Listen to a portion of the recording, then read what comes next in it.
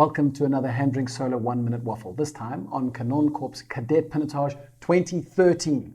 Now, Kanonkop's Kadette label is, put bluntly, their supermarket range of wines. So even though the label looks almost identical to their reserve range, it comes in at about the third of the price. And to this you might say, what gives, Han? I don't pay you to buy me supermarket wines. To that I say, fair dues. But I'm pretty sure you won't find their 2013 vintage on any supermarket shelves around here. In fact, I'm pretty sure you won't find the 2013 vintage in the average cellar of anyone who buys Kadette Pinotages all the time anyway. And why is this? Because largely, marketing departments around the world are telling us, you don't spend enough on wine, you need to drink this now, you're not fancy enough to do things presumptuous like laying a wine down and letting it age. But you'd be surprised to learn that price tag is actually not a critical criteria when assessing a wine's ability to age. And it would seem to most wine consumers that the entire discussion around whether or not a wine can age is a sort of opaque, hocus-pocus black box of mental arithmetic. It's something that only winemakers and wine critics can figure out when they sip and swirl and spit and do a dance and they howl at the moon. Then they scribble in a little notebook with a small stubby pencil and say, 5 to 10 years. The truth is that there are actually some very simple criteria that you can go through one by one while the wine is in your mouth and figure out for yourself an educated guess over how long you think a wine will continue to improve. It's just so simple. The first component is color. Now there's a group within the polyphenol group of chemicals called anthocyanins, which contribute color to wine. Now, anthocyanins act a little bit like the Night's Watch in Game of Thrones, and oxygen is a little bit like wildlings. And you might say, Han, but if the Night's Watch are like anthocyanins, I mean, the guys of the Night's Watch generally die.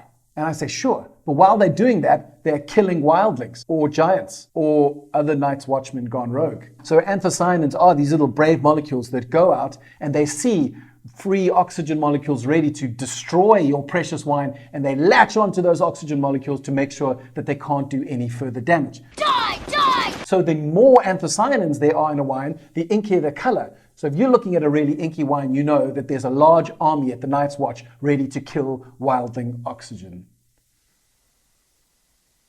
The second group is tannins. Now, technically, anthocyanins are also part of the group called tannins, but for the sake of simplicity in this video, I'm going to use the term tannins to refer to that feeling of dryness like you have an old tea bag stuck between your lips and your teeth. I can't put my face. The general rule of thumb here is that the higher the level of tangible tannins in a wine, the longer a wine can age. And if you say, well, I don't know how to find tannins, then you really do. All you need to do is take a sip of wine, swirl it around the front of your mouth between your teeth and your top lip, and then count how many times you have to lick your teeth before you can talk normally again. If you get to 3 licks and you're still unable to say 𝔽𝕙𝕬𝕚, then probably you're dealing with a high tannin wine. High tannin wines will often age better than low tannin wines because, as I mentioned previously, these tannins have molecules that engage with oxygen in close quarters combat and essentially neutralize any oxygen that would otherwise be going about destroying delicious but delicate flavor compounds. And the third and final group is acidity. Now, acidity is really more of a cheerleader than an actual warrior. Go, Wildcats, go, go! It goes around making the good guys feel stronger and making the bad guys feel demoralized. Very high acid levels, which is the same as very low pH, has the role of improving the efficiency of sulfur.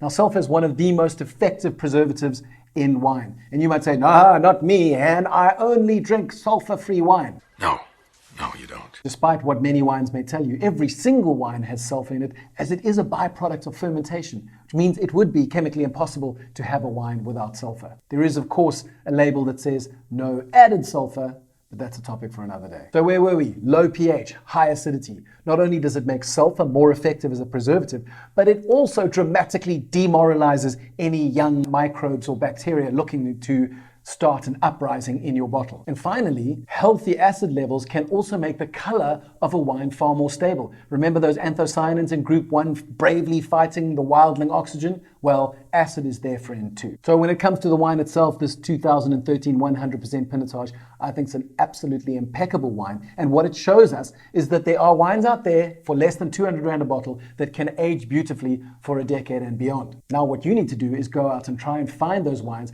by practicing your ability ability to pick up on the three groups that we've just talked about. But you might say, Han, why? Why would I want to wait longer before I can drink my wine? And honestly, that's a really good question, to which there are really good answers. But we'll have to talk about that on another day because we're out of time on this one.